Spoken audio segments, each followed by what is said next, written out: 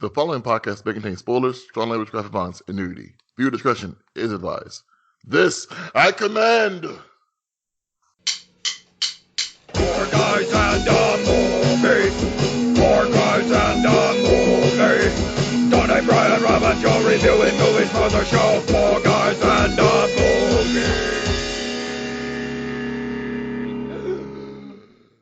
What's going on, everybody? Welcome to Four Guys in a Movie, the podcast about movies, hosted by a bunch of guys who need to stand 8 feet apart to be 6 feet apart. I'm Rob, and joining me today are, in any order, Ryan. Drain clog. Tony? Oh, sorry. My unofficial name is Thunder Bucket. So today we have a... We're missing Joe. We assume he's asleep, and he may join us halfway through this episode. It'll be fun. These are the kinds of enjoyable experiences we get to have during this time of global crisis. And this episode, we watched the G.I. Joe movie. No, not that super cool one you're thinking of with Channing Tatum. Channing Tatum and Marlon Wayans. Is that? I never saw that one. Ray Park. Yeah. No, we're talking the sweet 1980s version. Yeah. So before we get started, Will, Yes. what's your history with this movie? So I had never seen this movie up until about 6 months ago. Another movie podcast I listened to did this, and so I watched it for that, and then watched it again this morning. So fresh in my mind. Great.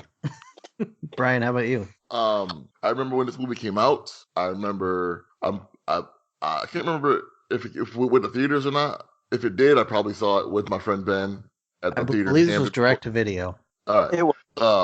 Like I remember when it came out. I remember like just being amped up whenever it came on with like my bolus, my box of cereal, and like my couple toys I had and stuff. And I remember watching it a bunch of times. Hell yeah. Tony, how about you? Yeah, I used to love this movie. I remember watching it a bunch of times when it was on TV, and I thought it was a lot of fun. I'm now realizing I think this was one of my first coming into loving weird mutants and body horror. This is what did that? I think so. Pythona. Oh yeah. Yeah. Gor- She's what made it. Gorlobulus. Her body is made out of giblets, as I understand. What about you, Rob? I'm sure. Like, I know I've seen this movie at least once, but like I didn't remember anything about it at all, other than Serpentor getting his snake into Duke. Joe, how about you? One thing Anyway. I didn't remember. Like, there's a lot of phallic shit in this fucking Oh movie. yeah. Oh I my! didn't remember it as a kid, but so it's just they're just dicks. Like, It's probably for the best. I'd be concerned. Like, you might need therapy now if you recognize it all as a kid. You're like, all these dick shapes. I don't know why you as a child sounds a lot like Mickey Mouse, but it's all The right. snake is getting hard. He's stroking it, and it's getting longer. That man stabbed that other man with a hard snake. So, Tony, tell us a little bit about the history of this film. All right, so came out in 1987. It's directed by Jon Urwich, I think is how you say his name. Who did Spider-Man and His Amazing Friends and an X-rated animated film called Once Upon a Girl. I've seen that. what? You've seen? Yeah. There's a YouTuber, Saberspark, that actually did a video about that movie. It's really bad. It's not at all sexy. But you And, saw not the movie. I've seen both. Oh wow. Okay. I don't remember how I saw the whole movie originally. It was probably some girl I used to hang out with who was, like that kind of stuff. It was bad though. It was real bad. That we all found porn, right? Sure. All right. So, apparently, when writing this movie, Cobra Law was written in as a placeholder name, but someone at Hasbro liked it, so they just left it in. Wow. So that should not be the law. Does Cobra Law have direct flights to Carbamia, you think? Yes. Originally the script, the whole Statue of Liberty sequence that we got in the beginning was going to Holy be end man. back. Okay. It was what? It was going to be the end battle. Oh, okay, cool. But I guess they decided to scrap it, but said fuck it, we'll throw it in at the beginning. Just open the movie with a music video Yeah. / trailer for the movie. Apparently, the movie was going to be a lot harsher originally. They had to tone it down because they wanted to get away from, like, they were worried about, kids watching it because of the seizure warning stuff, and they wanted to make it a bit more adult, I guess. So, a big one being Duke definitely just dies in this. Like, that's not a. Yeah, he legit dies. They add that later. Oh yeah, they do. Don't they say he's like in a coma or something? Yeah.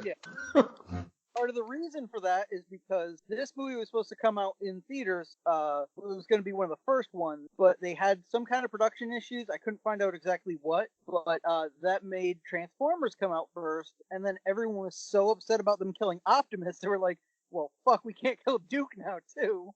They were in a line about a coma. Was Duke as popular as Optimus Prime, though? Among G.I. Joe fans, yes. In general, I don't know. Probably not. But I guess there was also going to be a bit more violence, and the scene where that the punk rock girl that went undercover as Falcon's date. She gets full on raped by Falcon. No, but she does get topless. Wow. Oh, come on. Come Wow. on. Somebody claimed that at least. One of the people working Yeah, on what, the 4chan claimed that? No, one of the people that was working on the film said that when that scene where she changes over by the lake, she was going to be topless. Wow. All right, well. Like topless the front or topless the back? You know what I mean? They don't specify, so like, I don't like know. Side boob, probably? No, like all you see is just her back, and you don't see any boobs or nothing like that. Yeah, but I mean, they do that thing where it's like their back, but their arm is slightly lifted. You see like a little bit, like a half circle kind of a deal. You're splitting hairs here. The point tasteful. is we don't know, and we may never know. There's a cut. There's It's a like butthole cut of G.I. It's like Joe the somewhere. butthole cut.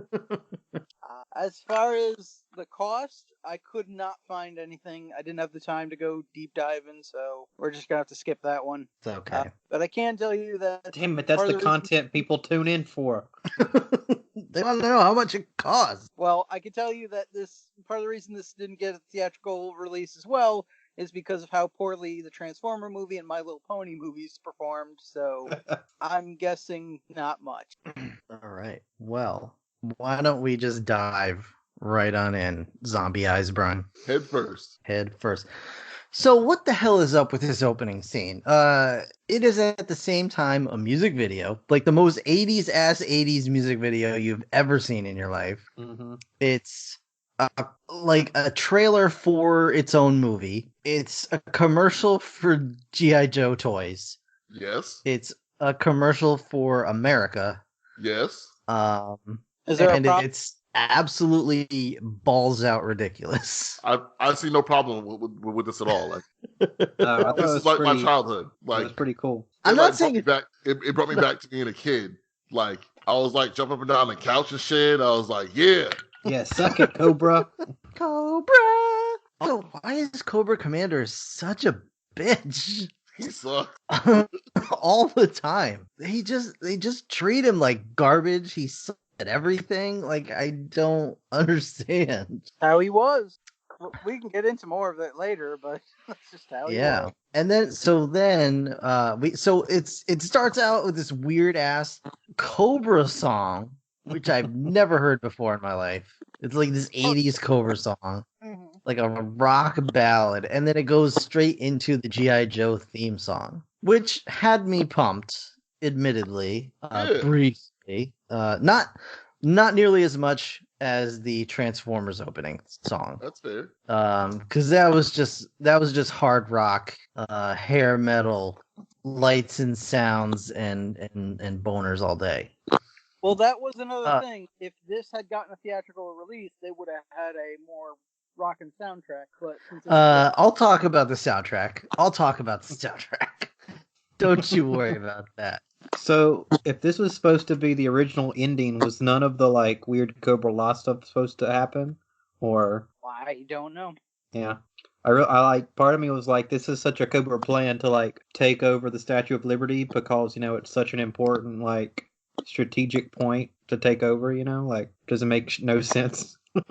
And take it over, just blow it up. That's fair, I guess. But I love So that dude just jumping on other ships and flying around like Weird little bleep blop ships and little bubble planes and Yeah, those are cool. Like I remembered all of those things, and I have to say, G.I. Joe has easily the best vehicles out of any toy line, out of any franchise I could name. Yeah, G.I. Joe, like you see the vehicles and you're immediately like, I want that. Correct. I want that to play with. Yeah, do you have a problem with the Trouble Bubble, Will? Yeah, what's your beef with Trouble Bubble, Will? yeah, it looked something like the penguin from the 1966 Batman would have. Yeah, well, it makes sense because the 1966 Penguin happens to be in this film, Will. I know, it's all making sense now. Keep drinking your Alabama piss jar and stop texting or whatever you're doing. You still got the camera on, William. Who's in this movie? We're just freaking Meredith is in this movie, and Don freaking Johnson are in this movie. Johnson. The Penguin and Miami Vice are in this damn movie. Yep. Who does Don Johnson play? Falcon. Yeah. Oh, okay. The one who was grabby to his date. He is so Right. And Jinx and everyone else. His ass is so can't. Yeah, he got Jinx. me too'd after this. Yeah, oh, he sure did.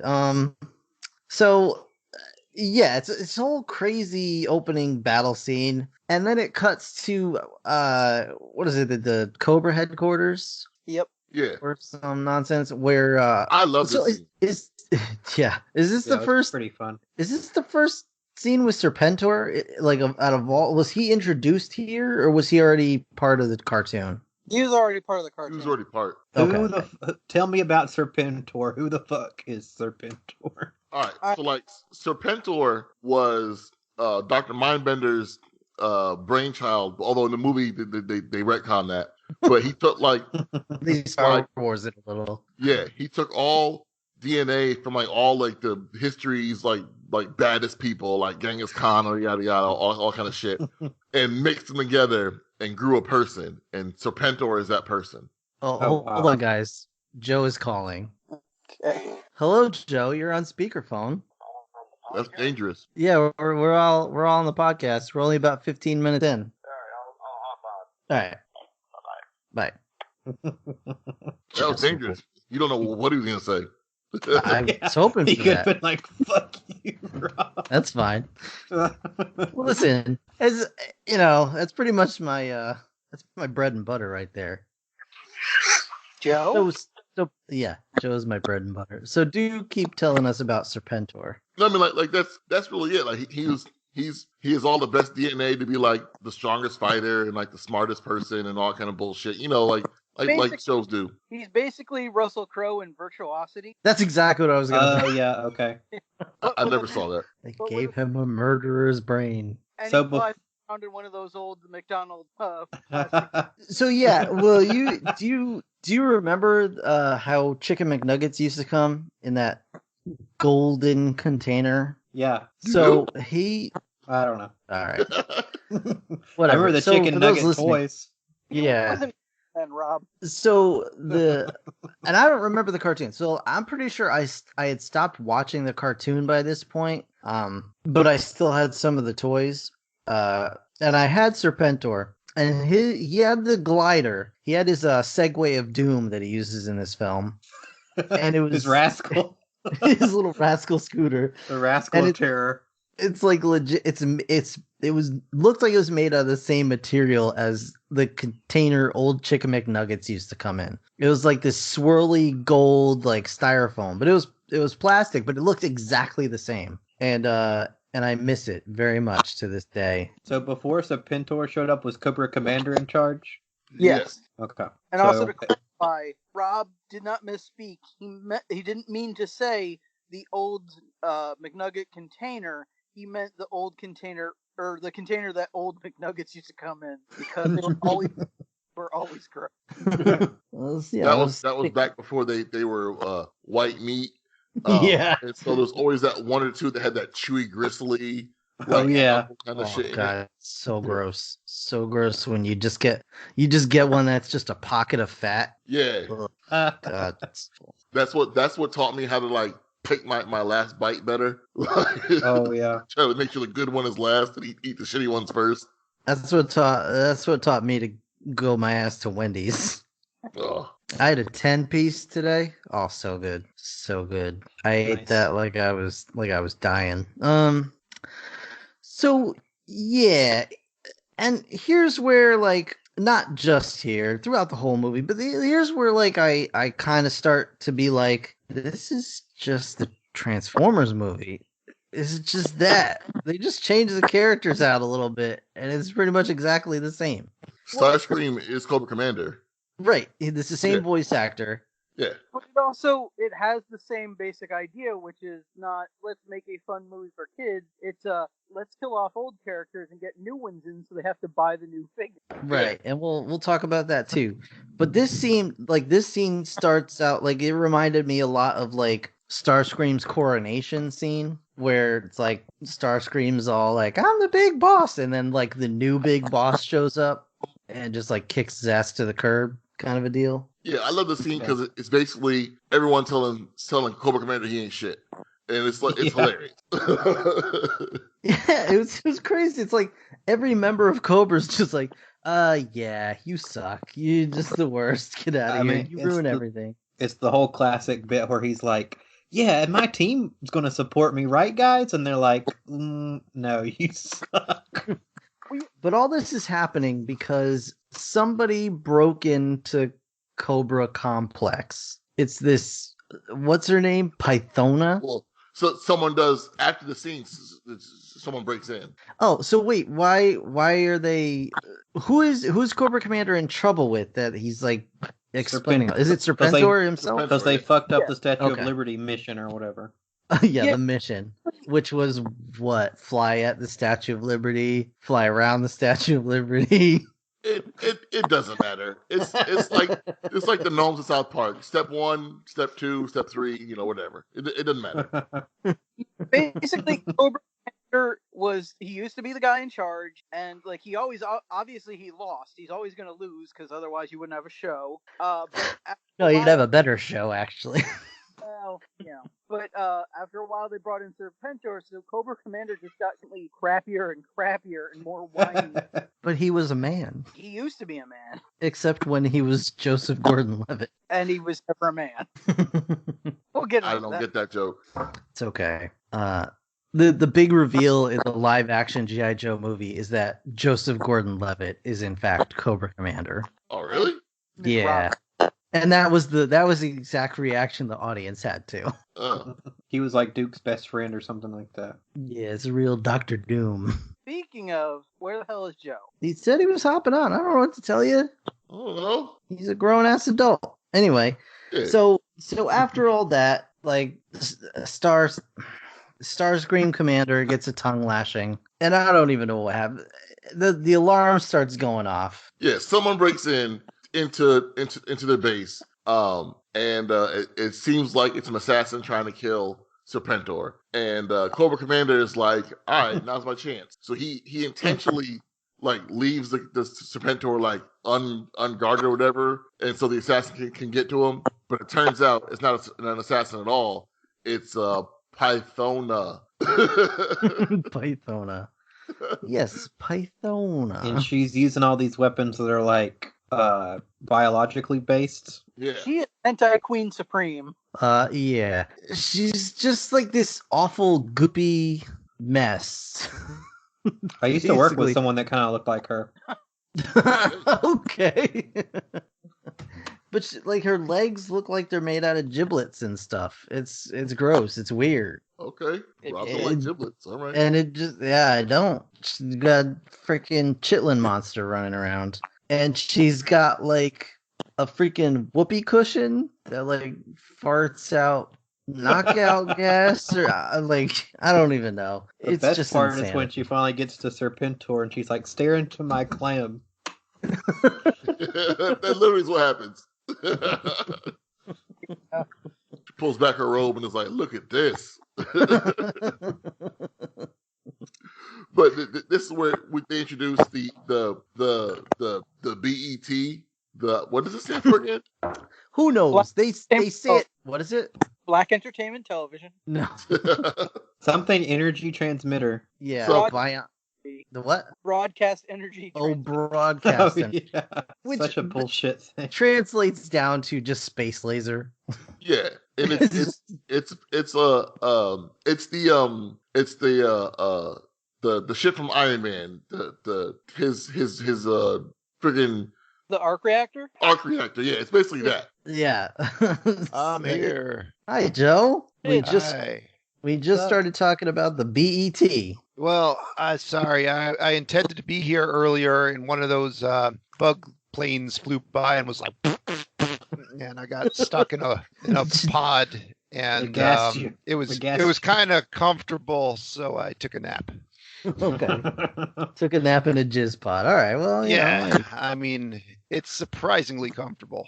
there's a 10th all that time wasted for for you. everything. Mhm. Joe, whoever thought about getting shot down by a salad? God. So, Walt, since you're here, do you wanna just chime in very, very quickly on the opening scene of this film? And Oh yeah, God, I'm so fucking pumped. I had to take a nap. Man, that attack on the Statue of Liberty, I remember that. Right, the nostalgia just kept coming back. I mean, kept saying. back hard. Like, I was so pumped on that Cobra G.I. Joe theme. Man, I was like, when the guy was like, Cobra, I was like, Cobra! so I take it you have a history with this movie then. Oh, yeah, I watched this a lot when I was a kid. Okay. All right. So, yeah, they got the BET, which none of us could remember the name of necessarily, other than maybe Tony, but they say about 800,000 times during this movie. Mm-hmm. Yeah, they do. Well, you know, free power anywhere in the world. What's not to love? Right. I guess. Just, you know, I have no idea how that fucking works, but You don't have. I mean, it's to great. know. You don't even need to plug into it. You just Yeah. shoot power at a drone and it activates. Yeah. It cost them $1 billion to make. Mm-hmm. So at this point, Pythona has jumped in and kidnapped Cobra Commander to take him back to Cobra Law. She didn't kidnap him. She just was like, "Yo, here's a plan for you to do something." Oh, yeah, you because gotta come. We're like connected. Stare Go into my take this clam. fucking BET thing, and he's And like, not Cobra Commander, Serpentor. Oh, that's right. Yeah. Sorry. Like I said, Yeah. I Well- watched a bunch of movies. He ran into friggin' Duke and got thrown into the energy dish. "Yeah, You don't want to touch that BET. Shooting power across the world. Yeah, so in this raid on the BET thing, like Serpentor gets knocked unconscious, and Cobra Commander has the chance to go save him, and he's like, "Fuck it, let's Fuck leave." that. Fuck that guy. And they're like, who ordered the retreat? Well, I don't get is why anybody follows his orders still. I'm saying, Because they've clearly established that he's incompetent at this point. Well, that everybody, all of his subordinates have declared him incompetent. You think Serpentor would have stripped him of command? Well, But, he did, didn't he? Like, I thought that did happen. Not I think exactly. this was him taking it back after Serpentor got knocked unconscious. Well, You know, yeah, this Starscream was would do the a same thing. forceful, yeah. Oh, yeah. Well, actually, just Starscream did do Destro- the same thing in the Yeah. Transformers movie, which Dude, is like- the same thing as. Why Destro or Baroness not have any initiative to be like, nope, you know, we're in charge now. I No, guess that's not. it. Like, why anyone actually listens to him, I couldn't tell you. But Well, he like says something. my thing is like, they are followers. Like their ambition is to work for someone, even at the highest level, they work for someone. Whereas Cobra Commander is like, I want to be in charge, and he don't want to work for nobody. So like, the person that can be like that will get the followers because the followers don't want to be in charge. They don't Even want if to he's take full bad at it. responsibility. They rather blame someone else instead of whatever. And so that's why. I guess Cobra, there is not much accountability in that management structure. Yeah. Like, you could fuck up a lot. Until a goop monster shows up. Yeah, well then he does not tolerate failure. All right, so so they just took him back to their base, right? Yeah. And whatchamacallit, and that other force is like counterattacking, trying to pursue Cobra. And so this movie has the entire G.I. Joe franchise to draw upon, and I found it a little weird that they chose like the Havoc as the main vehicle to like focus on in this film. Well, that was probably the newest one at the time. That was probably the popular one at the time. I mean, I owned it. I remember even as a kid thinking that seat on the top where you operate the cannons was just the worst freaking idea in the world. Now, I had watched a lot of G.I. Joe up until this point, I feel like, and I didn't know who anybody was. I was like, Snow Job? What? Give him the stick. Yeah, no, I had watched a lot before and after this. Like the names all started coming back. Like I was recognizing people. I'm like, yo, there's Leatherneck. Yeah, like I recognize Leatherneck and like Beachhead I recognize, but then there's like I had both those guys.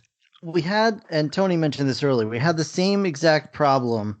Yeah, Beachhead was one of my favorite G.I. Joe figures for whatever reason. But this movie has the same exact problem that the Transformers movie had, where they're trying to push their new characters.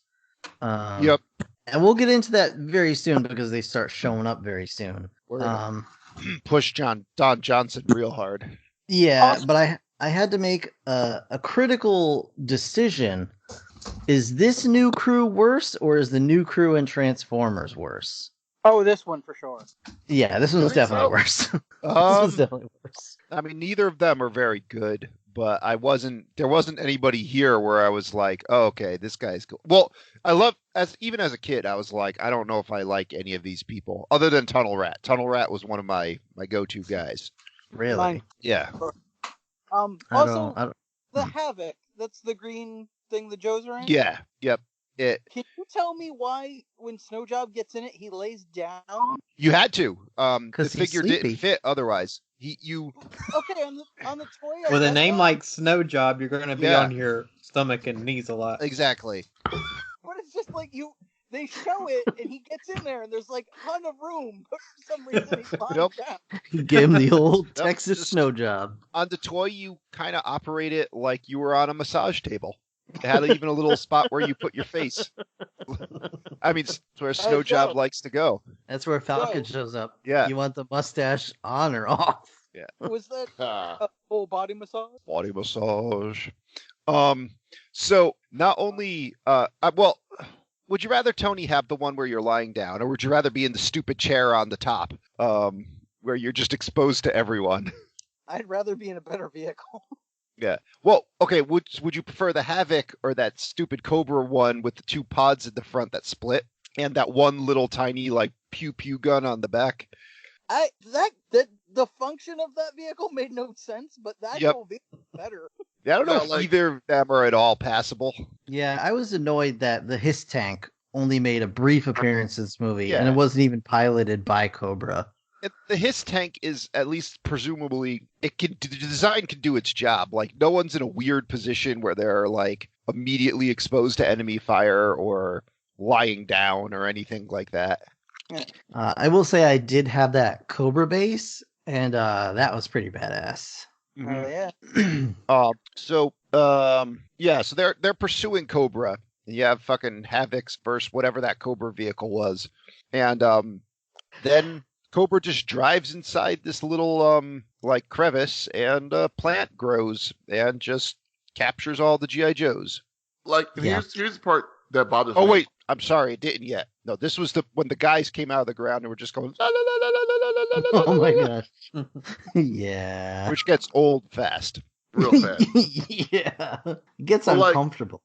like you find out later that Cobra Commander is from this place, and it's like the entire time he's known about this shit, and like he hasn't once tried to get better shit for Cobra from them. You know what I mean? And Like, also, why is it like 5 feet away from where they just happen to have this tea for some reason? Convenience. And more also, why does G.I. Joe feel the need to just have all these goop monsters all of a sudden? It was weird to just go in this kind of like organics, crazy style with giant bugs and almost Giger-esque. Like, It's like Avatar World all of a sudden. yeah. Yeah.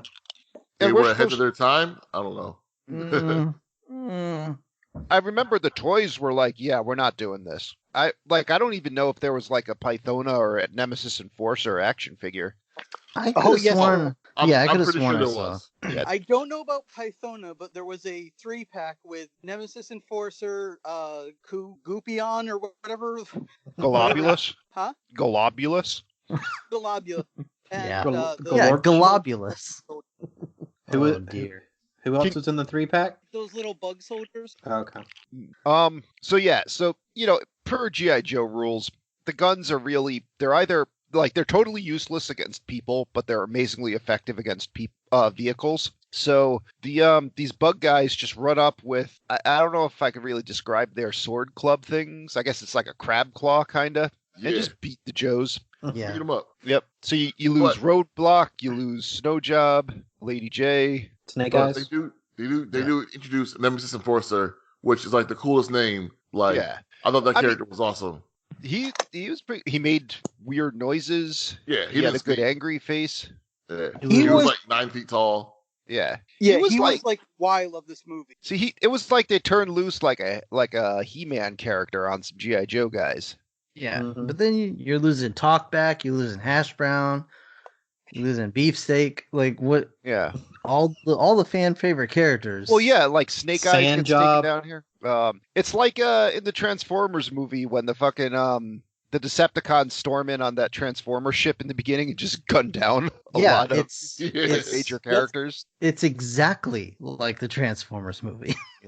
I mean, this movie doesn't have the same hard hittingness where like things are dying left and right. No, but it's got like all the same story beats. Pretty much. It's got the exact same soundtrack. Mm-hmm. I played a couple of the songs side by side. It has the exact same songs. Yeah. Because this is all using the basic shit they use for the cartoons, which they use for both of them. No, but like the music was credited to 2 completely different people in these movies. Oh. So Yeah, Vince so what the DiCola, Were as well, I'm sure. But let's face it, someone at Hasbro made 2 copies of the same script and said, adapt this to fit your, franchise. And I mean, so music yeah. just sounded like that back then. Like you Yeah. just made music and it sounded like that. So we're in Avatar world now. Playing the Transformers soundtrack. Fucking Nemesis Enforcer picks up a Havoc just cause he can do that. He's that strong. Yeah. Yep. Now is this where Globlobulus shows up or? No. Let's see. No, Not not but- yet. Nope. Okay, I believe it's was Pythona then that convinces the other members of Yeah. Cobra to join them because Yeah. she has a big gem. Yeah. Dreadnoks like gems. Yeah. I guess. Well, like they were also No. like the most mercenary of the Cobra Yeah. people. Like, Yeah. Wait, Rob, you didn't let me explain. Would you do it for these balls? Is this like a giant Jo crystal or what? Yeah. And it's smooth as eggs. Yeah. Oh, All right. So, Cobra Commander, right when he gets here, he's like, "Oh, cool, friends. How's it been? It's been a long time." And Nemesis Enforcer just bitch slaps him, takes him to Globulus. Also, Yeah, by it- the way, Nemesis Enforcer, also Optimus Prime. So fuck yeah, it was voiced by Yeah. Peter Cullen. Yep, saw that so- one. So at this point, we're meeting the new Joe recruits, right? Yeah, well, Yeah. it's decided they need to promote some new recruits. Yeah. Right. So GI Joe lets their new recruits like pick their own cosplay outfits, or like I guess, like, Come up with a What- theme. Hold on. You're wearing. yeah, Hold on. The entire a cast of GI Joe pick their own cosplay outfits. No, I So, get yeah. that. Like, But these are new fits in. recruits. Like you think Well, GI Joe is assembled from all of the other like nations' militaries, and you know, they don't unify them by any kind of costume or anything. They're Yeah. just what you know. If you were like the guy who climbed rocks, you just wore your rock climbing gear. If you were like any number of the Infinite characters with a bald head and a handlebar mustache, you just rocked it. And No. if you were Most of them. Scarlet, you apparently used to work at a rodeo. I don't know. Yeah, you wear Yeah. a yellow leotard or unitard and you're fine. So Yeah, I didn't understand why the three women in GI Joe aren't allowed to use guns. Lady J has to throw javelins. Scarlet has a crossbow, and one of them has to be blindfolded. Jinx has to be blindfolded. I'll talk about Jinx in a second. Yeah. It's how she gets off. Yeah, well, it's because they're more delicate. It's because of their vapors, Joe. I guess. Yeah, it's unladylike. So let's go down the list of the new characters. Here. Yeah, and it's So quite we're a list. introduced here. We're introduced here to Tunnel Rat, Mhm. who is Joe's favorite. I found him to be awful. I wanted him to die immediately. So Ow. it wasn't really because of this movie. I think I just really liked the figure. Oh, that makes sense. Same. Like he looks. Yeah. He's got a cool design. Like he's Yeah. got like camo on his face. Tunnel rats were a real thing, like in Vietnam. I don't know. Sure. I think that helped too. But Well, this one's got a real guys- New York asshole kind of a. He's Kind I don't also- know. He's What? also one of the few guys that's actually dressed like he should be working in the military. Yeah. Yep. Right. Yeah. I don't know. When my- Of the people here, I had like few problems with him. He's just Yeah. like, oh, I like to be in confined spaces. Okay, I'll take Well- the shortcut. When my dad went to go register for the draft in the late '60s, early '70s, the guy at the office was like, "Oh, you'll make a good little tunnel rat for us." Wow. I see it runs in the family. That's not something you want to offer up in the beginning. Like that job was kind of one you ended up with, not one you wanted. Yeah. I'm Um, guessing at the time his dad had no idea what he was getting himself into. Yeah. So, So you got Kareem Abdul-Jabbar over here. Big as, Lots? Big Lob. oh, Big Lob. Lob. Big lob. I wrote down Big Lots. I couldn't tell what the hell they were. I saying. honestly, as a kid, I thought he was Big La, like L.A. I don't know. I just Oh, grew okay. up thinking his name was Big La. Makes sense. He's annoying. Yeah, I thought he was sports. Bo Jackson. No, but I those- mean what? his like artwork is styled like Kareem Abdul-Jabbar, like his Yeah. character design. He was voiced by none of the above. Yeah. I saw I have his no voice idea. actor because I thought it would be like a famous like athlete, but then when reading the names, I was like, I don't know that many athletes. I couldn't tell you. This was one. Well, that's why I was thinking Bo Jackson, because he acts, Bo knows baseball, Bo knows Yeah. basketball. But wasn't Bo Jackson like his own GI Joe character, or am I thinking of something? I know the Fridge was a GI Joe character. Yeah. I Well, don't the know if Bo Fridge. Jackson. Yeah, after 1985, the Fridge was one of everything. Like he was a Mhm. professional wrestler, he was an actor, he marketed himself really well after that Super Bowl. Yeah. Well, then we have Law and Order. Yep. which I mean, is- just a military police guy with more flair. Mhm. yeah, so Law is the human and Order is a dog, Yeah. Yes. and they're a team. He's like, I don't go anywhere without my dog. Yeah. It's Well, Cuba. I mean, it was clear in the 80s. You just took a phrase like that, and it was that you're either twins or you were a man and an animal or something like that. Yeah. Just worked backwards from the name. Yeah, exactly. Yeah, I'm sure. Like, if he did more in the movie, I might have more to say about him. But And let's not forget Chuckles. yeah, Chuckles is next on my list. I'm sorry, you mean Dave Coulier? Yeah. Like jacked up Dave Coulier. So he's like, I don't really understand. He's got like a Hawaiian shirt on, but he's just like, he's got superhuman strength for some Well, reason. no, Yeah, this- well, you This tell is him to my take the favorite shirt part. off. This is my I- favorite part, because his little bio is all about how he's a fast talker and he's always big with the jokes, but he doesn't say one word throughout this whole movie. No, he doesn't talk at all. Not at all. And All then, of of his lines course, were just pure filth. They had to be cut. Is that what it was? Yeah. It's too dirty. He's just dropping He Yeah. can't. He's like Bob Saget. Just Yeah, I was just gonna say it's like a Bob Saget routine. It's Chuckles. You know, we call him Chuckles. Yeah. Yeah, it kept going on Arbamia, and they just had to let it go. Yeah. Yeah, and of course we have Jinx. Yep. So Jinx She's a gets her ninja. ass yeah, she's a ninja. She gets her ass handed to her by Beachhead because she can see. Yep. So then she's like, "Wait, let me blindfold myself and then fight me again." Yeah, it makes no sense. At Zero this sense. point, I would have asked her politely to leave. Yeah. I also like her. You are other the ninja weakest link. power. Or her what? Other ninja power is taking off her hood, apparently, Yeah. because she does that like 30 times. Well, you may or may not know that she's a girl. She wants to confirm that. Yeah. There you go. So Jinx sucks. Um, And then, but there's also this through line. Her name is Jinx because they say she's bad luck, Mm-hmm. which is not really portrayed. Actually, outside that's of- why she's not allowed to use a firearm. Though. Because she's, and that's why she got the name, because she's shot 3 out of 4 of her previous partners. Yep. Too much Well- friendly fire. See, she was so capable, she actually killed people. So they were like, "Whoa!" Well, like, that's it. No one jumped off the vehicle before an errant laser blast destroyed it. Yeah, there actually originally was 20 new recruits, but Mhm. a lot of them didn't make it because of Jinx. Well, I mean, their fucking obstacle course is fucking deadly. So Yeah. that could have been that. So that's All problem their shit one. is deadly. Yeah, your obstacle course is a minefield, and it has like automated turrets and electric fences and all that, and just a tunnel that just bypasses the whole damn thing.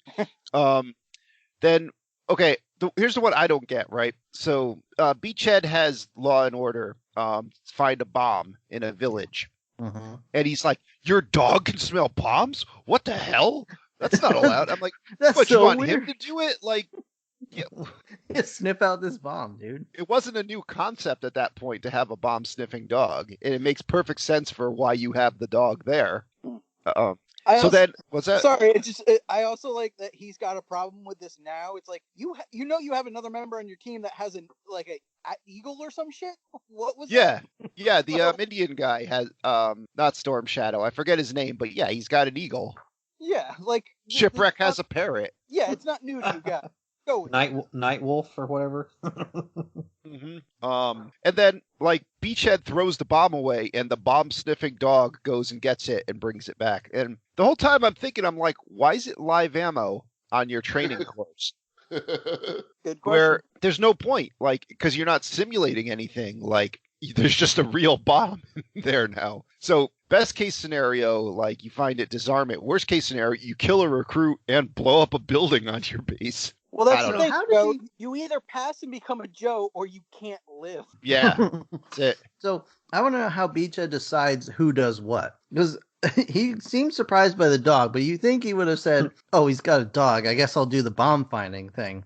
What if he had chosen Jinx to do the bomb finding, and she was like, "I have to do it blind." So, yeah, I am a it's all right. boss dog. She'd find it immediately, you know, because she's so much more effective when she's blind. Right, but she's also Jinx, so she would have dropped it in front of Beachhead.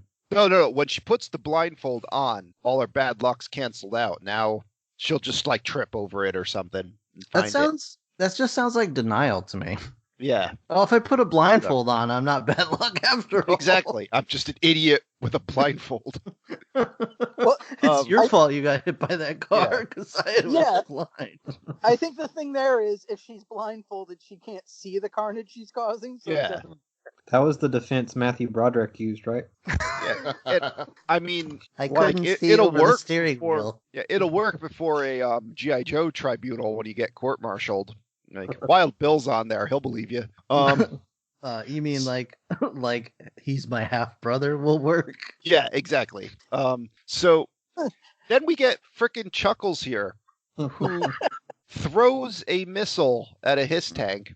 God. Missile detonates. And like that's Sorry, a pass, I guess. He just goes full on Lenny and just grabs one off the side of the Yeah. vehicle and runs at the tank like a madman. So dumb. So by GI Joe logic, though, that is the correct course of action because none of the vehicles have armor of any form. where that like just infantry rifles can take them out in pretty much one shot. So you got to get out of that thing right quick because it's not doing anything to help you. Then their vehicles are incapable of shooting infantry on the ground. So now, he's neutralized its firepower. And then, yeah, like you can't punch the tank unless you're Nemesis Enforcer, but I mean, just throwing a missile at it, that suffices. That's fine. He could also just shot it with his pistol. Yep. Yeah. So Falcon then. Mm-hmm. Falcon can't even be bothered to show up at this point. Lieutenant Falcon. Mm-hmm. Well, Don he's trying to get Johnson. late. Mm-hmm. Yeah, he's got more important things to do. He's got to take Heather to a maximum security area. What the hell? Like, what the actual hell? Mm-hmm. And So, then he yeah, has he's- to discharge firearms around her. Oh, yeah. He discharges a lot of things around her. Yeah. So Heather, I'm immediately like, what the hell's going on here? Because it sounds like it's a man doing a woman's voice. Okay. And I looked, and it's the same. He's so hot. Yeah, it's the same voice actor that plays the Dreadnought chick, Serana. But I was like, I don't know. I'm like, she just sounds like a man. Like, just going like one of us just going like, oh my God, Falcon, you're so manly. Well, because- much like Godzilla for our last episode. Mm. Why the fuck is he bringing a date into a secure area? Yeah. I'm pretty sure if he wasn't stopped, he would have brought her right to Serpentor. He probably would have. Yeah. Oh, that was the plan. Yeah. You never said it was off the record. But that's the Yeah. thing. Like, you could have known something was up right away because she's like, "Oh, you have Serpentor here? I can't wait to see it." Like, how do you even know who he is? Like, what? Yeah. I don't understand this. Well, I mean, Cobra's good with their branding. Like, you'd know the Cobra personalities if you watch the news. Did but we is even there somebody say? out there? Is there someone out there going like, "Oh, you have Saddam in captivity? I want to see him. That's so hot." Oh, gets me so hot. Did we actually say that Serpentor got captured by G.I. Joe? Yes, we did. Yes, yeah. we Okay, did. all right. Yes, we did. All right. So, yeah, Duke's like, get her the hell out of here. I gotta yell at you, Falcon. Falcon's like, I'm pulling rank, and storms Yeah, off. what? And I'm like, I know Falcon actually has a lieutenant in front of his name, but like Duke's like, I don't know the GI Joe command hierarchy, but Duke's pretty high up there. Like, I'm What pretty is- sure it's General Hawk, then it's Duke, and that's yeah, it. what is Yeah. Duke's actual title? Do we even know, or is it just Duke? Just Duke. Because Duke he of- doesn't even have a title. That's even more like scary. You gotta think he's like special. I mean, he is special ops, right? He's GI Joe. Yeah. He- I don't He's know. the Duke of America. Yeah, I'm like, how does he outrank? How? What? This Yeah. is his first day. How does Yeah. he outrank him on his Yeah. first day? That is a Duke-tastrophe. Mm-hmm. Wow. All right, so now we see Heather drives off and pulls up to a pond and starts undressing. Get And some then, facial side yep. before we would have. Before one of the Dreadnoughts shows up and gets her wig thrown at him, and it's Serana from the Dreadnoughts, and she had a Oh camera in my her God. earrings. Yeah, and also, So- they're not all related, right? What? The Dreadnoughts. I don't know. The only thing I remember is that Zartan turned colors in sunlight. Yeah. So are the dreadnoughts like a subset of Cobra? Yeah, they're mercenaries Cobra hired. They were Okay. like their own, like a group of action figures that came out at the same time, and that was their theme. And they're like biker guys. Yeah. Yeah. Okay. Zartan calls her sister, but like that other dude was trying to hit on her for a minute. I was just like, how often basically, is- They're yeah. step Hasbro siblings. was It's like, okay. they're Lannisters. It's fine. Hasbro Yeah. was like, we need to put tiger stripes and cool '80s punk colors on toys. They saw Gem in the hologram, so we're like, yeah, that make a Yeah, let's get a mercenary piece of force that. of that. GI Joe's for girls now. Yeah. It's all inclusive. Yeah, and they had that weird ass like dune buggy car thing that had a jet engine in the back and just two Gatling guns mounted on the front. Because why not? Yeah, it's all you need. And so now they're like, all right, we have all the information we need. Let's go back and rescue Serpentor. And I do kind of like the way this scene is framed, where it reveals the security features by having Captain Falcon talk about them Yeah. when he's in dereliction of his duty. off slapping Jinx in her ass instead of, watching the cameras. Yeah, he's going hard at Jinx, man. This has just made me uncomfortable. Mm-hmm. Okay, in addition, ignore the dereliction of duty. The fact that he is the man watching the cameras for Serpentor and he just walks off. His conduct towards Jinx is just entirely unacceptable. Especially if he outranks Duke. Yeah. He's like a superior officer doing this. Yeah. This is so already, and it's not even like I don't think there's a good G.I. Joe somewhere in there or anything. Like you're just treating her like crap, and like I don't like this character right out the gate. And I know that's kind of what they're going for, but I'm like, I don't want to see this character get redeemed. We're done here. Too far with him. Like, I hope he gets a snake to the chest, this guy. Mm-hmm. A hard snake. Hard snake. Thick, hard snake. Right to the chest. Right to the chest. So, yeah. Now, he's like, all right, check it out. They'd have to have a key card to get into the base, and it shows the Dreadnoks stole a key card. And he's like, then there's like some kind of plasteel wall or something where it's just a really hard plastic bubble that Nemesis Enforcer can't punch through. Yeah. But Pythona's got her scratchy fingers, scratches right through that. Then, after that, then they gotta blow through a few feet of concrete or something, which, Bomb does that.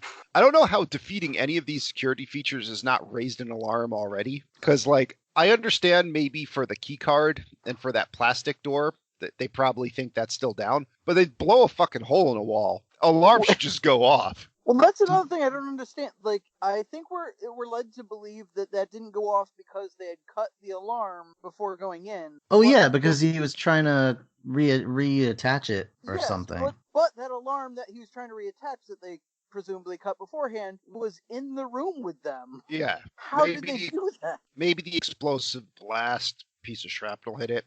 Or maybe Falcon just cut it because he didn't want to be bothered. He's got to go, try to get with Jinx. Yeah, I can't let them see my shenanigans.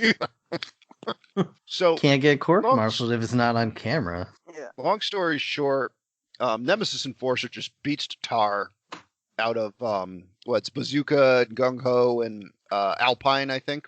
Sure. Yeah. And I just remember Alpine from that dubbed over G.I. Joe PSA. He's the one that just runs up to a kid in an amusement park, and everything he says is just me. Yeah. No. And then he's like, just kidding, kid, and then he farts, and it just says G.I. Joe. Anyway, so Nemesis Enforcer has all the superhero powers. His wings are laser proof, and he just sticks those in Serpentor's laser cage.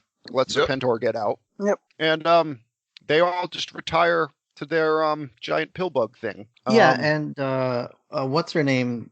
Pythona has trilobite explosives. Yep. Yeah. And go ahead. They all escape to a giant vagina inside a mountain. Yeah. Yes. Yep.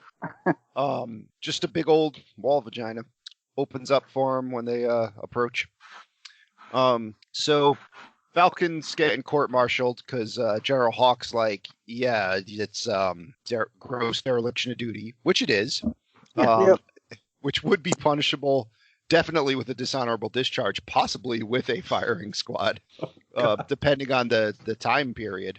One of them says, one is like, yo, is he getting shot? Yeah. And the whole audience goes, I hope so. So Duke steps in, though, and he's like, yo, I think he'll be a good G.I. Joe, and he's my half-brother. And Hawk's like, oh, okay, I didn't know. He's my widow brother. He got the heart of a champion. And then frickin' Falcon outside the courtroom is like, yo, I don't need you standing up for me. And it's like, yeah, they're gonna kill you. Like, yeah, just get shot then. Yeah. He's like, nah, just let me, be the worst frickin' soldier possible. And then they decide, no, they're not going to discharge him. They're instead going to send him to the slaughterhouse. Yeah. And this, I remember when I was a kid, I was like, oh, yeah, here he comes. Yes. Can't wait. Oh, yeah. Sergeant Slaughter. All right. So now Now we meet Globulus, voiced Yeah. by Burgess Meredith. Oh my god. Like, can you even just imagine Burgess Meredith in the recording booth? Mm-hmm. What the hell am I supposed to say? What is this word? Globable? He still has the eye patch on in my mind when he's doing Yeah. all this. Well, it's the eye patch over the monocle. Uh-huh. His penguin monocle. And we get the chanting again. Yep. So I do like that Cobra La unrolls their finest crab carpet for Serpentor to walk on. I thought that was pretty cool. And then Globulus, he's like, all right, before we do anything else, let's deal with Cobra Commander. Let's put him on trial. Let's fire up the web of remembrance. You guys just call it a TV. And it's go ahead. It's Dianetics. Yeah. It's exposition time. You got freaking Cobra Commander used to be a blue guy that lived in Cobra La, and he accidentally disfigured himself with some spores. And so Globulus was like, yes, yeah, you are the perfect person to go forth and destroy humanity. And he failed, even though apparently Cobra La had all this cool stuff they could give him to help, and they didn't. Whoa, wait a second. Mhm. Because there's a lot to unpack here. Yeah. Because they're upset with him for, because they send him out there because he was supposed to be this great champion or whatever, and he failed. But from what they tell us, his credentials are he was a scientist who got this thing that burst in his face and burnt half his face off or whatever. It gave him extra eyes. Yeah, well, that's the other thing. We find out this is the gene or whatever, the spores that mutate and devolve you. Mm-hmm. So no wonder he failed. He's an idiot. Yeah. Like, Yeah. He's an idiot and he sucks. And his whole he comes from Scientology. Honestly, I think Globulus was just like, I don't want to look at this guy anymore. Just, I don't know, send him to go destroy the world. Yeah, you make me want to puke. Yeah.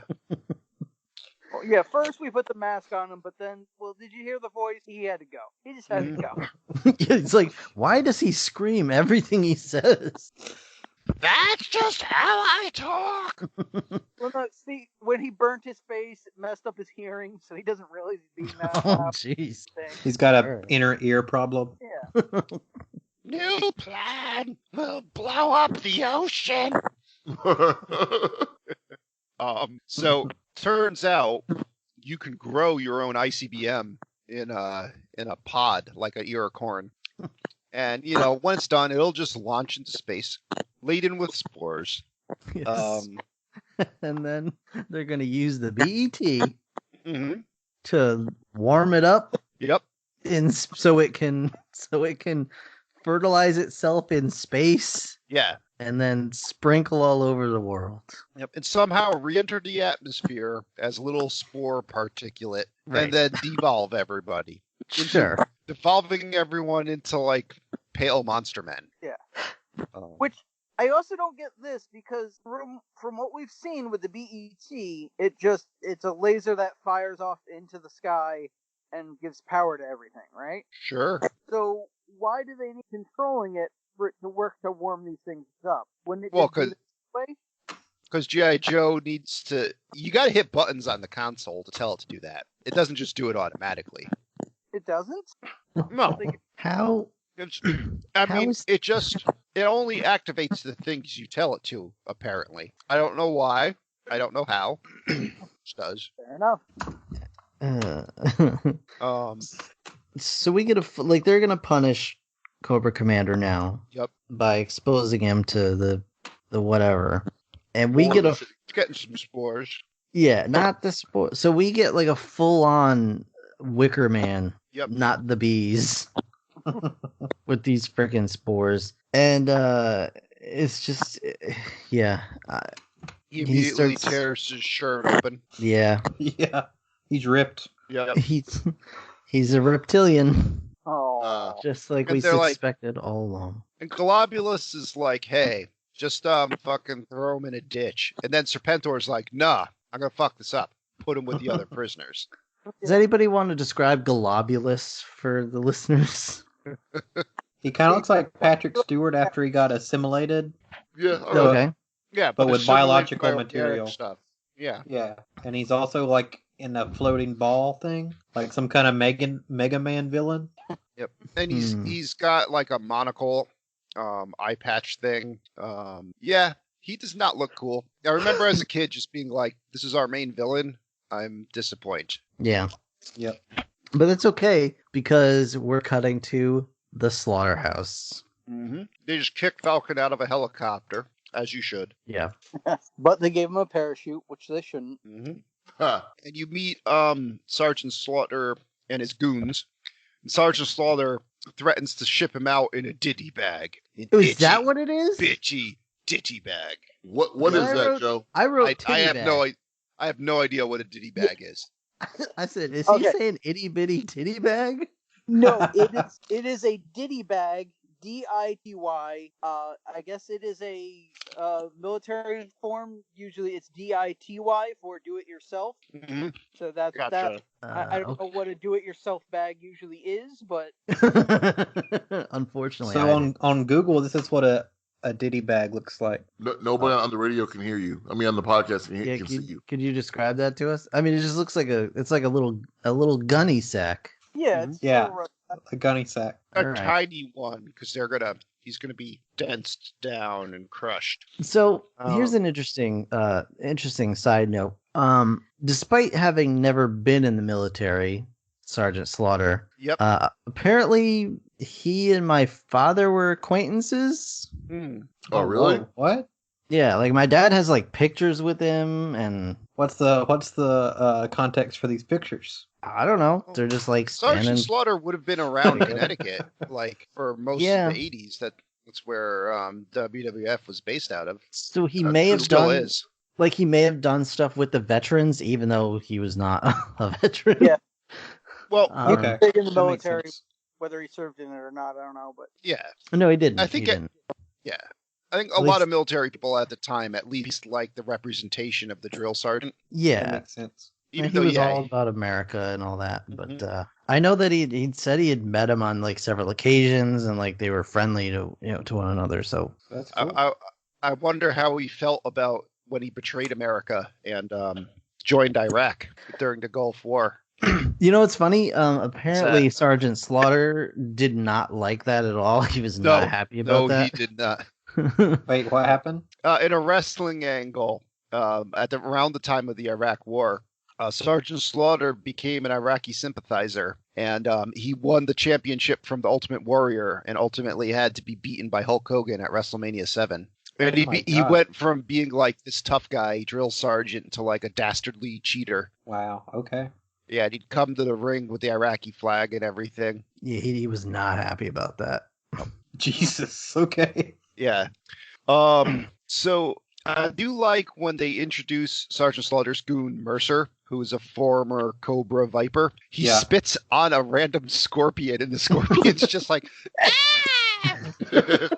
Well, the best parts were Falcon's like, "Oh, he's got a cobra on his chest. I'm gonna kick his ass," but I guess he doesn't notice the big like slash through the cobra Yeah. sign. yeah, Doesn't understand what that means. Don Johnson only sees what he wants to see. Yeah, there was He's the a no little fondling sign in the Joe base too. He didn't But know yeah, it. no, he was In the not break room. capable of seeing that. he's also a bit distracted by the pirate that just cut through his gun. Yeah, just hit by a random corsair.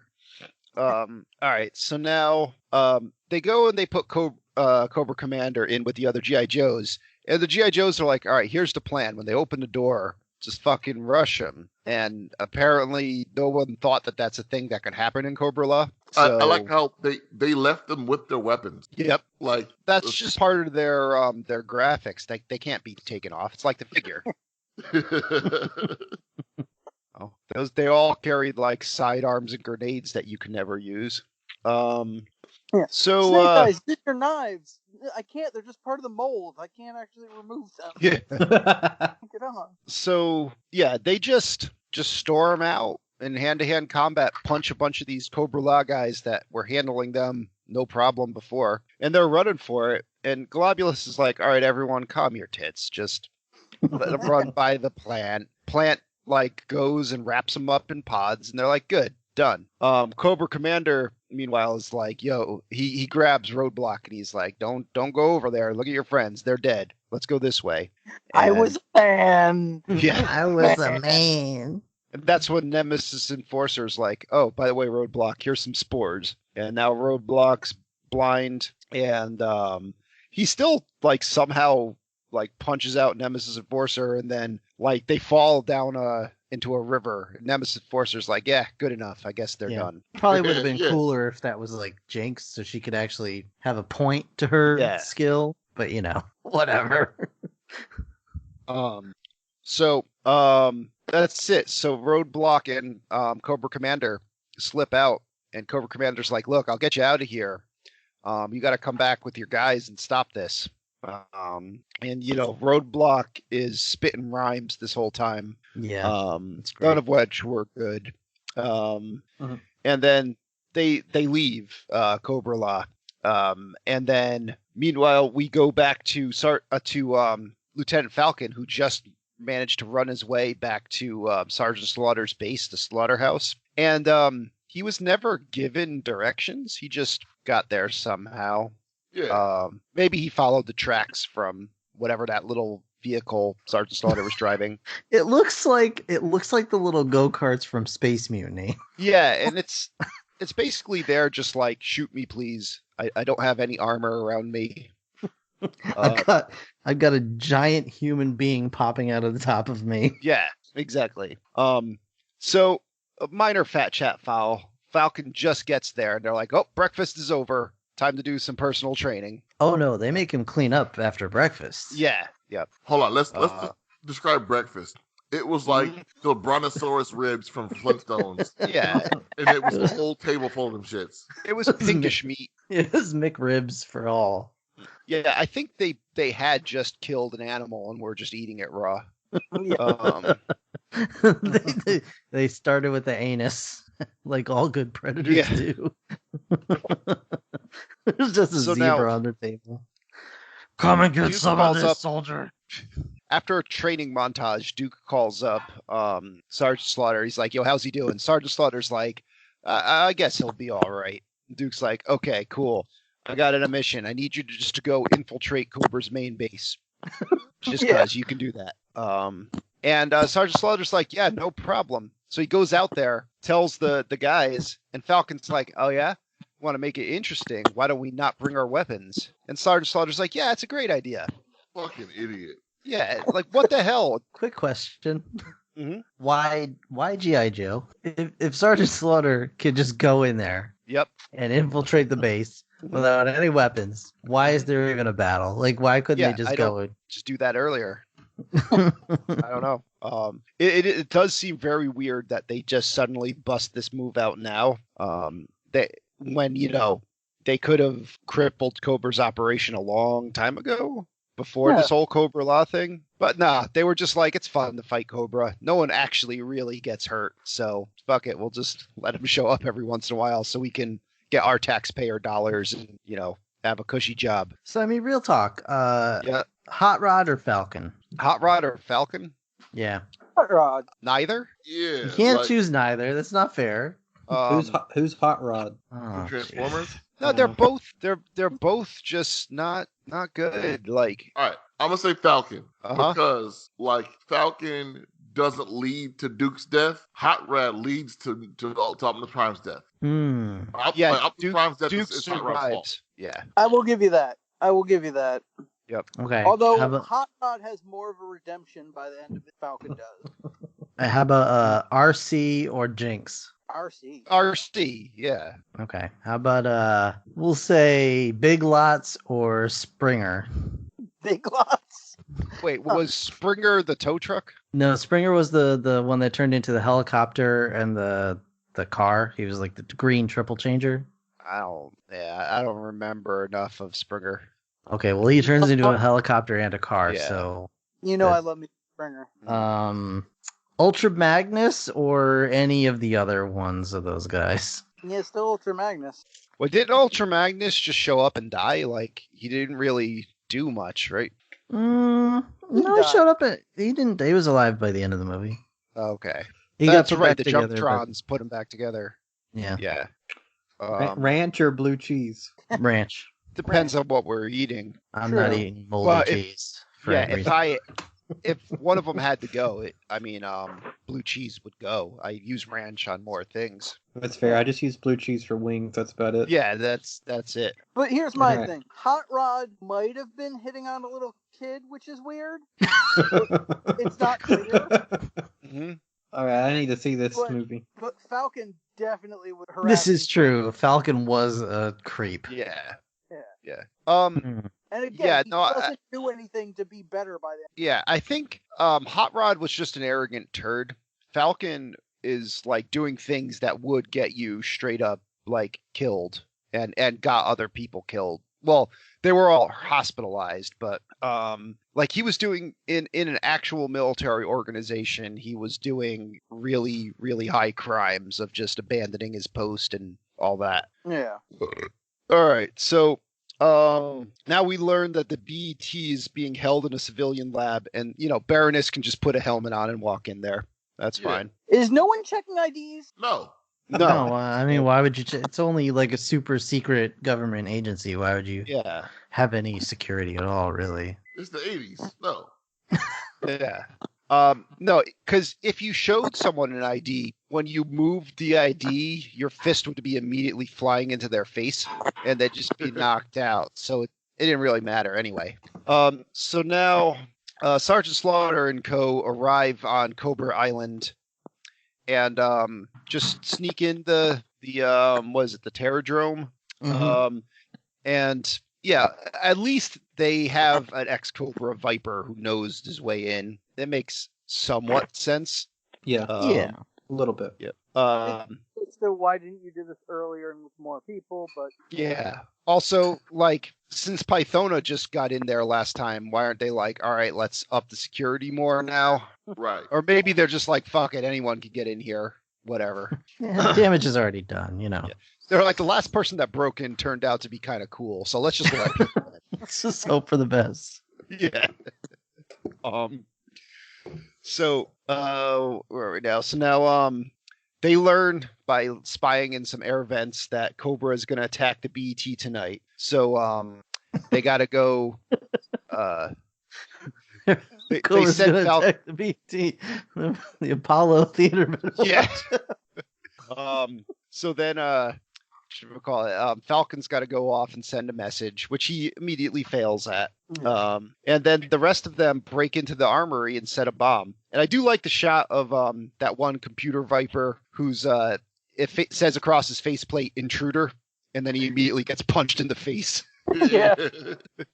Then they're having a gun battle between Slaughter and his guys and some Vipers who are hidden behind a poker table. And none of them bother to shoot Slaughter as he walks over to this gigantic cargo container crate and tips it over on them. Yeah. Sure. And they get out and they're like, Falcon didn't make it out because Falcon got captured by some Vipers and a giant death robot. And Serpentor's got him in his throne room, slapping the shit out of him.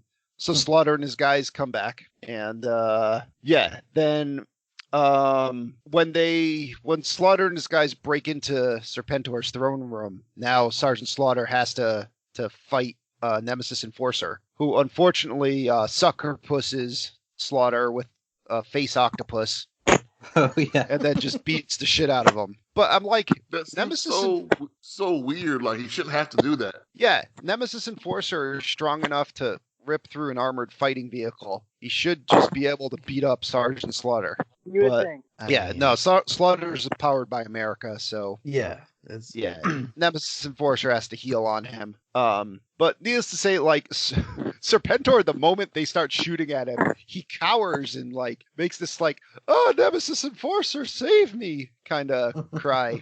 he sucks just as bad as Cobra Yeah. Commander. Indeed. Yeah, anytime someone cooler comes around, the other person just gets shittier. That's how it works. Yep. So they all get away. Falcon gets the face octopus off Sergeant Slaughter, and they get out of the Terradrome right as it explodes. And I like though on the way out, one of Slaughter's mercenaries is just shooting behind his back with a pistol, and he's just killing like trouble bubbles and whatever that Yep. stupid splitting vehicle is with a pistol. So Yeah. I'm like, why do you even have vehicles at this point? Like, why Gotta just go have fast. cars? Just have cars. Like, I don't know why you need all this other stuff. My favorite part And is just afterwards when they get back and Sergeant Slaughter seems fine until they're having dinner, and then this thing pops out of his chest. but Sergeant Slaughter beats it up with a hole in his chest. Yeah. They send it back home in an itty bitty titty bag. Yeah. So then, friggin' bomb goes off, and they're like, "Yay, everyone from Cobra's dead." But turns out, while they blew up the Terrordrome, they did not blow up the Technodrome, and that rises up out of the rubble. Turns out, no one cared. Turns out, yeah, no one cared. All right. So now we get the attack on the BT. And The new second attack on the recruits- beat. Yeah, at the civilian lab. And the new recruits are like, let's get in this battle. Let's steal this helicopter. And their plan involves having Chuckles on the roof spin the rotor, Oh my god. which, yeah, and then they don't let him get off. He just hangs out up there. He's Yeah, just fuck fucking that. riding between the tail and the rotor. Like, They fucking crash into a building with him riding on the fucking Yeah. helicopter. and he's fine. He saves the rest of them. All kinds of dead. Yeah. All right. So G.I. Joe's doing pretty well against Cobra here until the Jizz Fighters show up. And they're Oh, yeah. literally So these gross. little mosquito-looking fighters that are just going.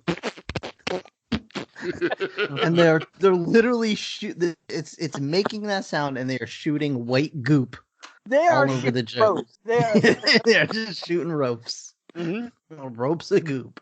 That immediately incapacitate like tracked fighting vehicles. Yeah. And like bind up helicopter rotors and all these things that you would think would just grind or chop them up. Nope.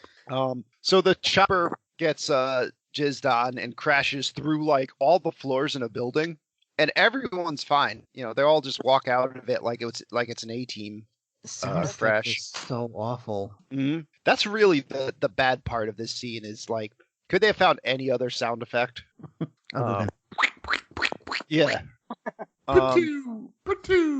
And then some Serpentor's like, all right, this is going pretty well. Send out the Marauders.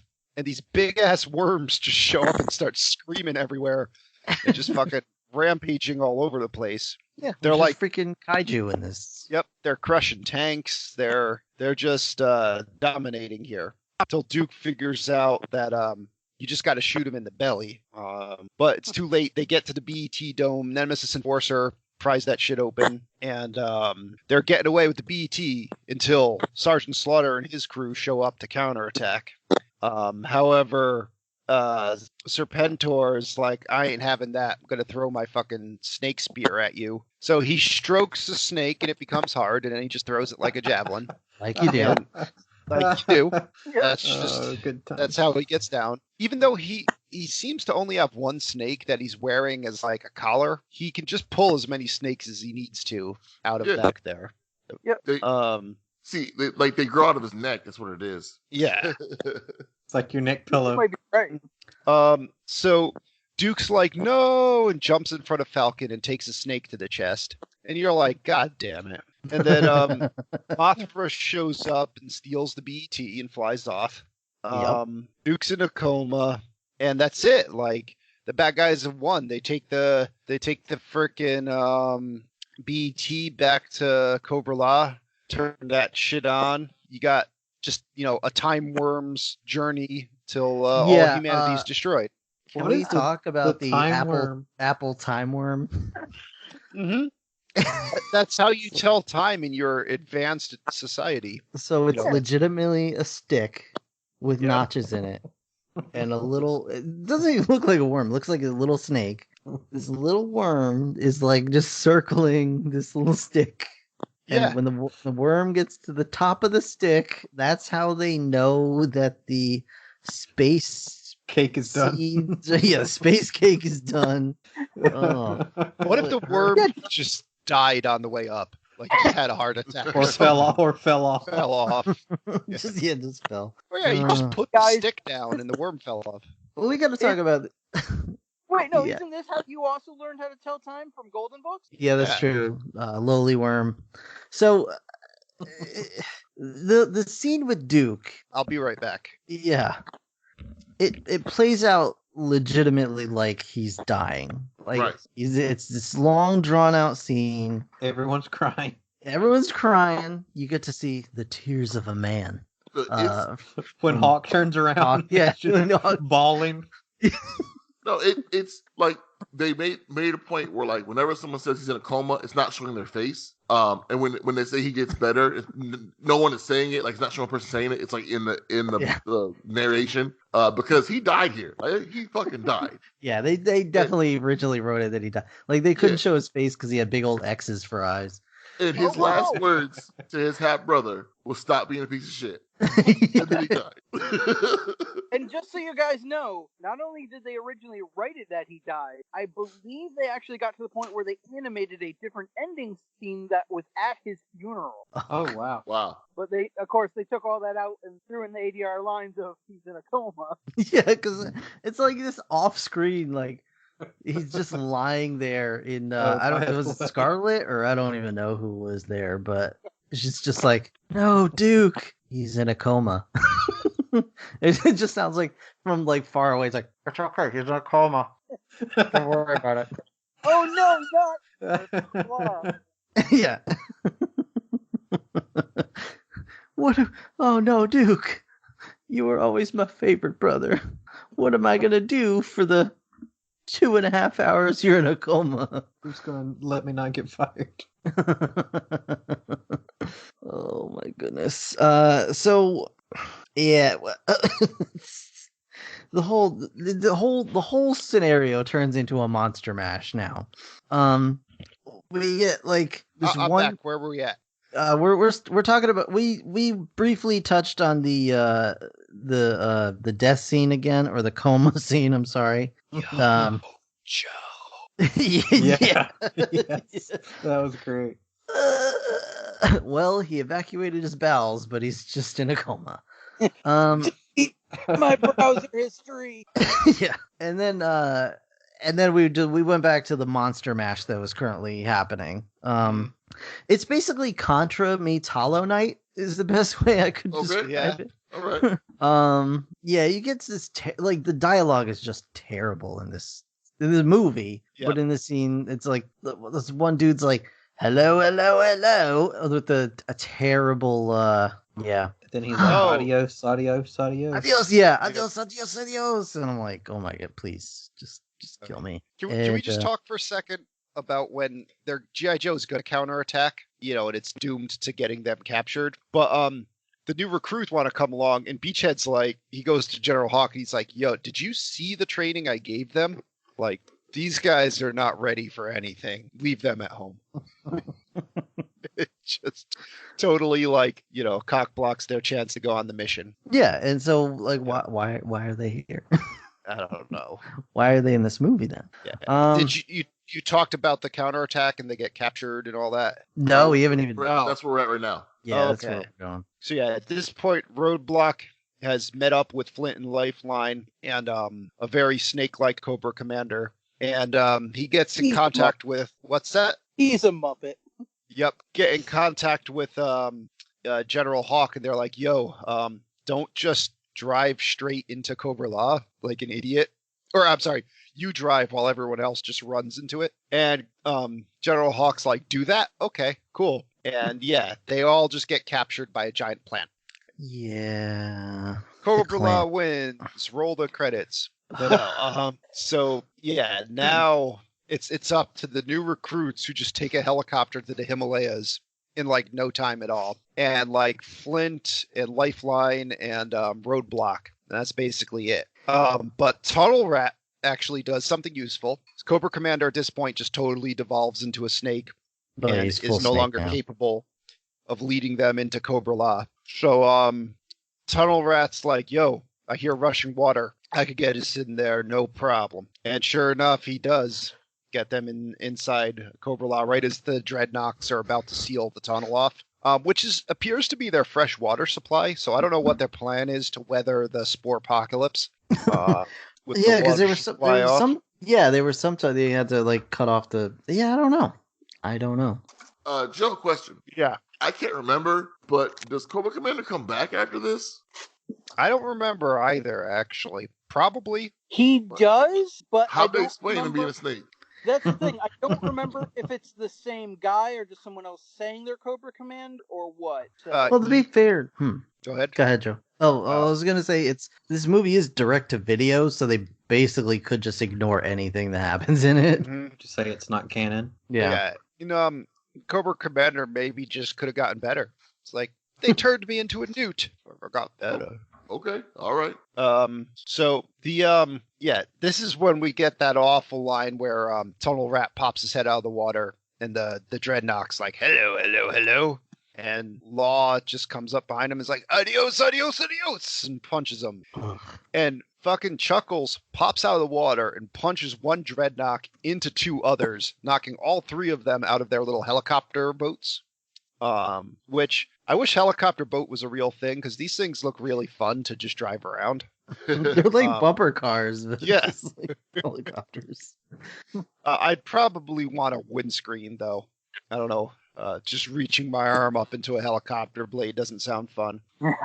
G.I. Joe was never big on windscreen. Yeah, no, they didn't like them. My favorite worst G.I. Joe vehicle is there's one, I forget what it's called, but it's a little tiny tank that you're just sitting in a chair on, and right next to you is like a 15-foot long giant missile, and there's just nothing to protect you from the backblast that launching this missile would cause. So I could only assume you have to drive the tank, hit a button, and then just run for your life before the thing launches. And that's the tank's only weapon. So I don't know. Maybe I'm it was just the missile doesn't launch, you launch out, and the just vehicle's going. it's just an ejection seat. Yeah. All right. So now Big Lobs comes through because he gets some jizz shot at his helicopter. No, I'm sorry. He just gets straight up laser blasted. His helicopter's going to crash, so he makes sure that it crashes into the tree, and he jumps out, and he's fine, of course. Mm-hmm. But that blows up the tree that's holding all the G.I. Joes, and they all slam on the ground in these pods, and I'm like, how are they not dead? But yeah, they get up and just open fire on Cobra, and a big battle ensues. Now it's going ham. So the G.I. Joe's been getting owned up to this point, is like suddenly kicking all these Cobra La things' asses. So Globulus is like, check it out. I'm going to activate all the organisms of Cobra La. I'm going to activate Bug Bridge, Pill Bug thing, weird ass Other bug Puffer bridge. Spider. Yeah. Sergeant Slaughter, he does not have time for this shit. He just fucking smacks Bug Bridge with his rifle. And it's like, all right, cool. I'm a bridge. It's fine. You know, I don't want any of that. And then Like- Tunnel Rat. What's that?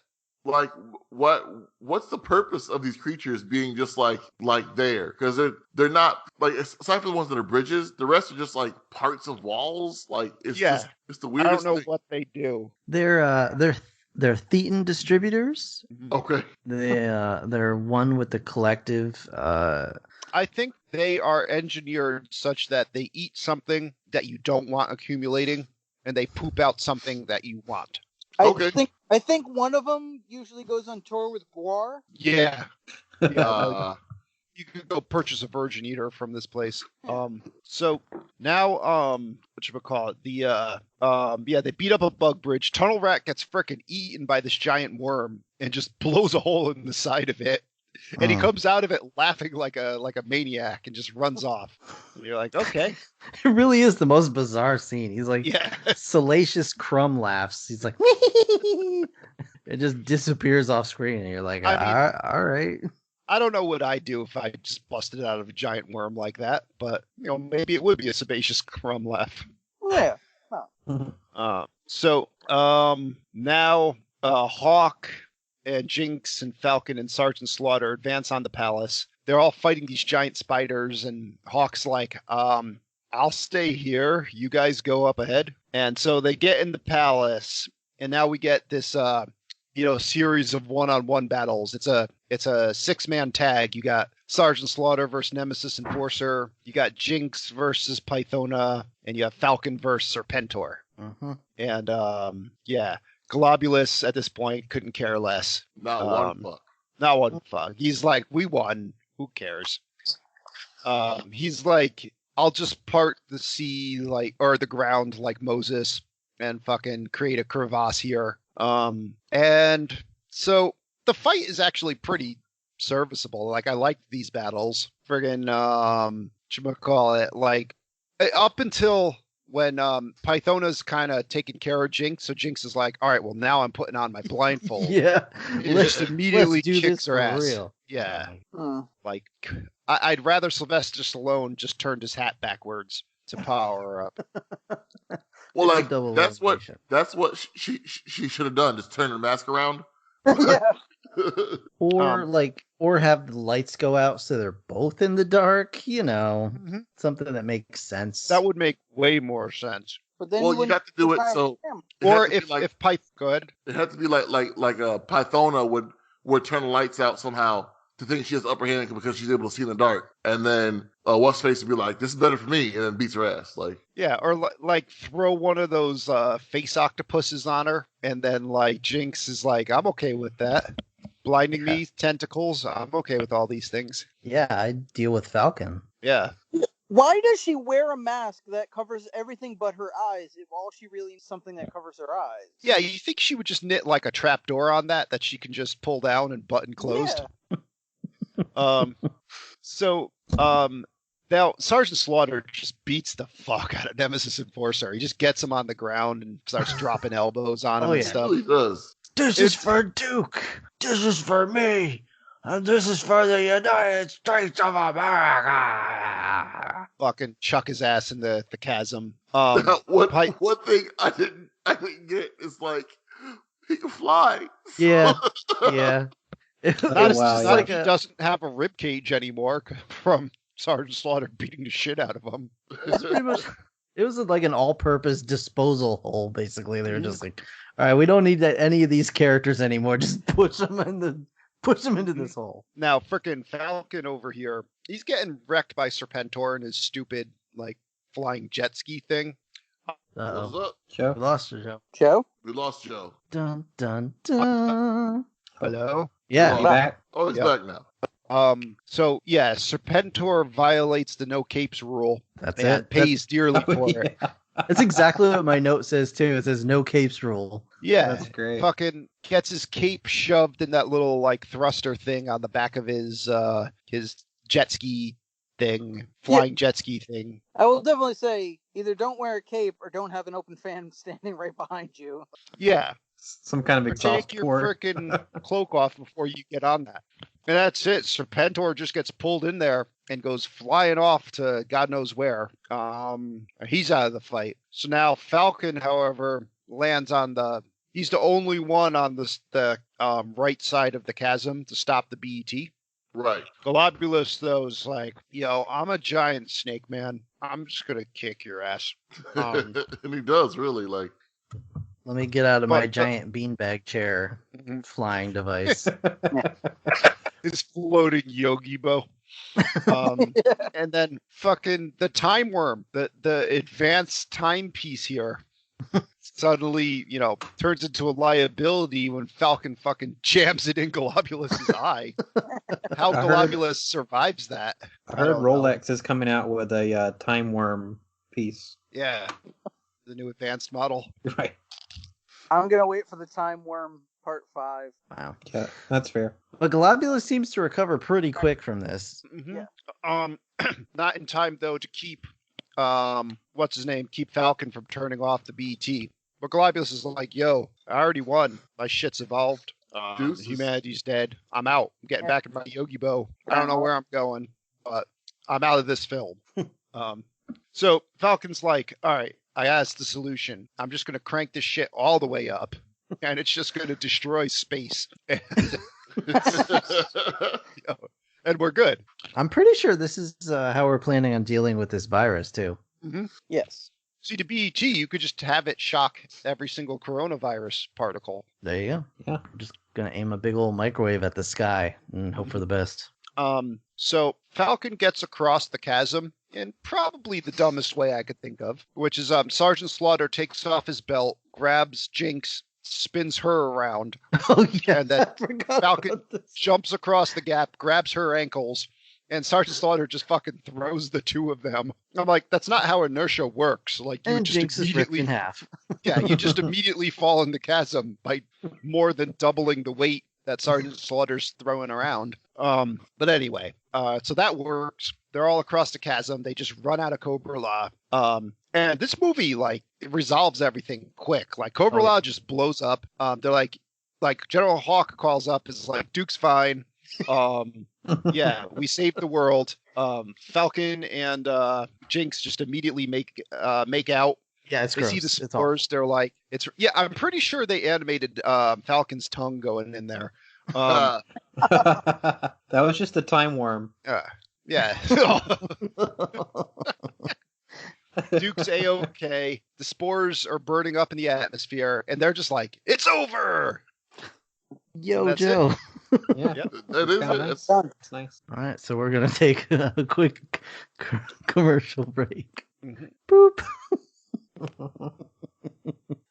So that was G.I. Joe the movie. What does Rotten Spores have to say about this film? On RottenSpores.com, critics gave this a score of 43%. Audience gave this a score of 66%. That's their thoughts and opinions. What about you and yours, Will? Yeah, so I have like no nostalgia really related to the property of G.I. Joe or anything like that, but I still had a pretty good time watching this movie. I mean, it was kind of a perfect kind of quarantine kind of movie to watch. Just right around 90 minutes, just kind of turn your brain off, fun, like crazy characters, crazy action. Yeah, I had a good time and definitely recommend it for someone that's into kind of 80s, 90s cartoon stuff. All right, Brian. This movie got me amped to watch. I got amped while I was watching it. When I was done, I wish I had my toys so I could be like playing with my toys and stuff like that. Like, all my G.I. Joe feels kind of came back. Like this was like my shit. So it doesn't make any sense. Like don't think too hard while watching it because you're gonna hurt yourself. Like, but like I thought I was gonna have a seizure at one point from all the flashing lights and shit.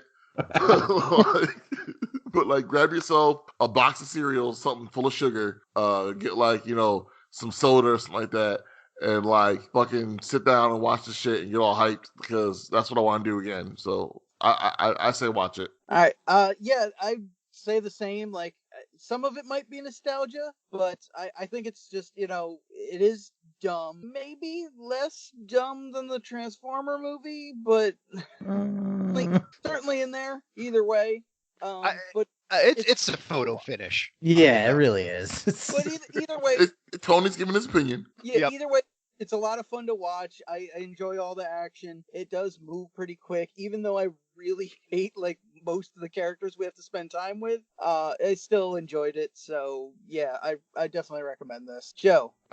So I'm super biased. While Lego was my primary jam when I was a kid, like G.I. Joe was like 1A. Like it was hard to pick a favorite between the two, and man, this movie brought back the nostalgia hard. So there's no way I can't not like it. It is not a good film by any means, and if you have no nostalgic attraction to G.I. Joe, you're probably not going to like it. But it is quick and dumb, and it rapidly throws a lot of things at you that make you ask a lot of questions, but you don't mind that there's no answer to. You get like all kinds of weird bugs and weird vehicles and weird combat, and the whole thing's just weird, but it's great. It's high energy. It's fun. It made me want to go buy some G.I. Joe stuff and run around the house going, Cobra. Yeah, good times. I recommend. All right, Rob. So this might be a little surprising for Joe, but I actually think I enjoyed this movie more because I didn't have any attachment. Whereas Transformers, the movie, I was like, this is just awful, unwatchable nonsense almost. This I was like, yeah, this is nonsense, but I have no idea. Like, I literally, from start to finish, I watched this movie with the same expression on my face that a cat has when it sees like light reflected on a wall. my eyes were just dilated super big, and my head darting back and forth, like trying desperately to comprehend what the information was being fed to my brain. Occasionally pawing at the TV screen. Yeah, there were times, and it was entertaining. Like it's real dumb, and it's real weird. But overall, like it's not a long movie, and there's a lot of just crazy stuff. So if you can handle just crazy nonsense, you'll enjoy it. It is a very 80s time capsule. So yeah, I mean, overall, yeah, I'd recommend it. And they do have the new G.I. Joe toys coming out, so you got that going for you, I guess. All right, so recommendations all around. So recommending G.I. Joe the movie. What else we got for the people? More stuff.